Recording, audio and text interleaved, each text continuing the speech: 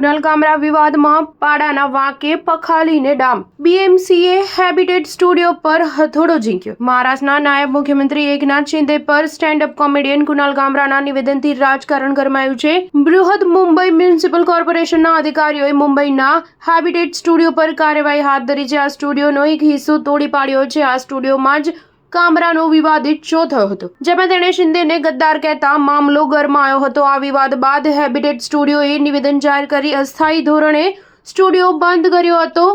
યુનિકોન્ટિનેન્ટલ હોટલમાં આવેલા હેબિટેટ સ્ટુડિયોએ જણાવ્યું હતું કે કલાકાર પોતાના વિચારો અને રચનાત્મક વિકલ્પો માટે પોતે જવાબદાર છે અને અમે ક્યારેય તેમના દ્વારા રજૂ કરવામાં આવેલા કન્ટેન્ટમાં સંડોવાયેલા નથી. પરંતુ હાલની ઘટનાઓએ અમને ફરી વિચારવા મજબૂર કર્યા છે કે કેવી રીતે અમને વારંવાર દોષિત ઠેરવવામાં આવી રહ્યા છે. અમે કલાકારના પ્રતિનિધિ હોઈએ એ રીતે અમારા પર હુમલો થઈ રહ્યો છે.